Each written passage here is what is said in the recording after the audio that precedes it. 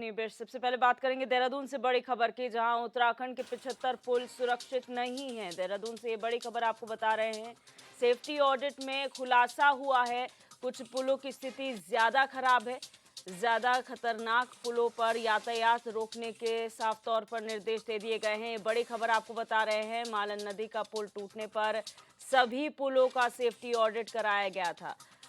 तो ये बड़ी खबर आपको बता रहे हैं, जहां पर लगातार पहाड़ों में बारिश हुई और प्रदेश के कई ऐसे पुल हैं जो सुरक्षित नहीं हैं। खास तौर पर 75 ऐसे पुल चिन्हित किए गए हैं जो सुरक्षित नहीं हैं। आपको बता दें, मालन नदी पर जो पुल टूटा था उसके बाद सभी पुलों का सेफ्टी ऑडिट कराया गया था और उसी सेफ्टी ऑडिट में यह खुलासा हुआ है, कुछ पुलों की स्थिति ज़्यादा खराब है और इस तरीके के जो पुल है जहां पर स्थिति ज़्यादा भयावह है, वहां पर तुरंत ही यातायात रोकने के निर्देश दे दिए गए हैं। दीपिका भंडारी हमारी संवाददाता हमारे साथ फोन लाइन पर जुड़ चुकी है। दीपिका, क्या जानकारी है सेफ्टी ऑडिट को लेकर, कब ये कराया गया था और इसमें क्या खुलासा हुआ है? जी देखिए दिव्या, जब कोटद्वार का जो मालन नदी पे बना हुआ पुल है वो जब टूट गया था, इसके बाद जो है ये वीडियो सभी ने देखी कि जो विधानसभा अध्यक्ष हैं रितु खंडूरी, जो कि कोटद्वार से विधायक भी हैं, उन्होंने जो आपदा सचिव हैं और साथ ही जो तमाम अधिकारी हैं उनको फोन करके फटकार लगाई थी कि उन्होंने इस पुल को पुनर्निर्माण कार्य के लिए जो है एप्लीकेशन कई बार जिला प्रशासन के यानी कि डीएम को लिखा था और उनको भी लिखा था, लेकिन फिर भी उसकी मरम्मत नहीं हुई और वो जो पुल है वो हादसे का शिकार हो जाता है, वो टूट जाता है। गनीमत रहती है कि वहाँ पे कोई जो वाहन है उनका आवागमन उस दौरान नहीं था, वरना कोई बड़ा हादसा या जान माल की हानि हो सकती थी।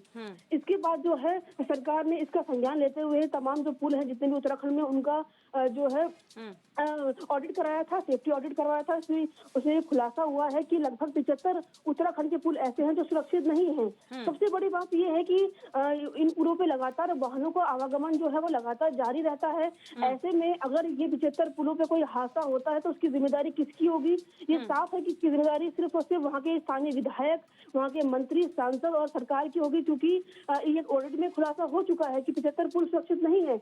ऐसे में अगर वहाँ पे फिर भी कोई बड़ा हादसा होता है तो इसकी जिम्मेदारी सरकार को उठानी पड़ेगी। मैं आपको बता दूं कि बात करें आंकड़ों की तो देहरादून में 13 पुल ऐसे हैं जो कि टूटने की कगार पे है, या तो वो जैसे कि कोटद्वार में देखने को मिला वैसे हालात उसमें पुल के हो सकते हैं।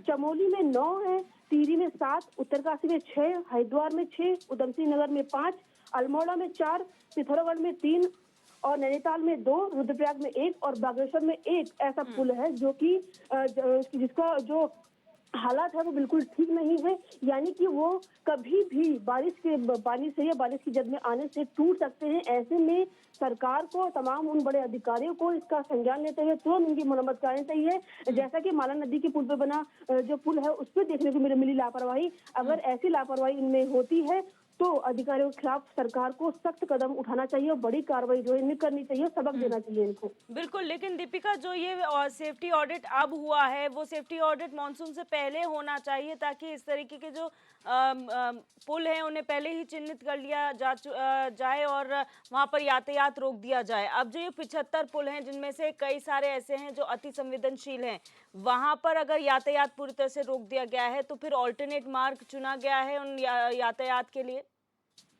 जी बिल्कुल, देखिए दीजिए, अक्सर उत्तराखंड में हो या फिर देश भर में कोई भी ऐसा राज्य हो, अक्सर हमने देखा है कि जब कोई बड़ा हादसा हो जाता है उसके बाद जो है उसका संज्ञान लिया जाता है। हालांकि जो उत्तराखंड में कोटद्वार में जो मामला हुआ पुल टूटने का, उसमें कोई भी जान माल की हानि नहीं हुई है, लेकिन ये बहुत बड़ा हादसा बन सकता था। लेकिन ये गनीमत रही कि बरसात का मौसम था, वाहनों का आवागमन था वो कम था उस समय, और कांवड़ जो है वो भी लगभग जो है कांवड़ यात्रा 4 जुलाई को जो है वो खत्म हो चुकी है।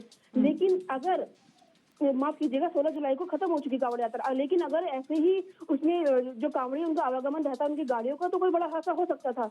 ऐसे में ये बात सही है कि जब कोई बड़ा हादसा हो जाता है उसके बाद जो है सरकार की, विधायकों की, मंत्रियों की नींद जागती है और वो सरकार अधिकारियों पर जो है वो थोपने की कोशिश करते हैं, और अधिकारी जो है वो लाल फीताशाही जो है वो सरकार पे अपना जो है सारा आरोप मढ़ती है कि हमें वहाँ से बजट नहीं मिला या बजट पास नहीं हुआ या बजट अवमुक्त नहीं हुआ। तो ऐसे ये जो पुल हैं ये टूटने के कगार पर होते हैं, लेकिन ना तो उनकी तरफ कोई प्रतिनिधि ध्यान देता है, ना ही अधिकारी से ध्यान देते हैं। जैसे कि आपने बात करी कोई अल्टरनेटिव मार्ग जो है, जी बिल्कुल। देखिए जो भी ये पुल टूटने के कगार पे है, इनको बंद करके इन पे पूरी तरह से पाबंदी लगा के जो दूसरा रास्ता है वो लोगों को दिया जा रहा है। और सोशल मीडिया के जरिए और तमाम अखबारों के जरिए, प्रिंट मीडिया के जरिए भी जो है सरकार ये बता रही है लोगों को कि आप इस रास्ते को ना अपना के दूसरे रास्ते को अपनाएं और अपनी जान जो है वो सुरक्षित में रखें। लेकिन सबसे बड़ा सवाल ये है कि आखिर ये कब तक होगा? आखिर जितने भी पुनर्निर्माण कार्य होने हैं या पुलों की मरम्मत होनी है, वो आखिर सरकार को मानसून के बाद इसकी याद क्यों आई ऑडिट करने की, जबकि ये कार्य पहले से हो जाना चाहिए। बात करें स्मार्ट सिटी की, इसमें भी सेम नहीं हुआ। जब बरसात का मौसम आ गया तो अब जो जिला प्रशासन की टीम है वो ये कह रही है कि अब बरसात हो गई है, काम इसमें हो नहीं सकता है, काम को रुकवाना पड़ेगा, जब बरसात बंद होगी उसके बाद ये काम होगा। तो ये सबसे बड़ा जो ये लापरवाही है कहीं ना कहीं जनप्रतिनिधि और यहाँ के जो अधिकारी हैं, जिला प्रशासन की टीम है उनकी है।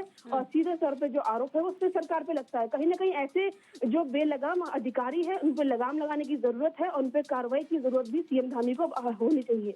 बिल्कुल दीपिका, बहुत शुक्रिया तमाम जानकारी के लिए।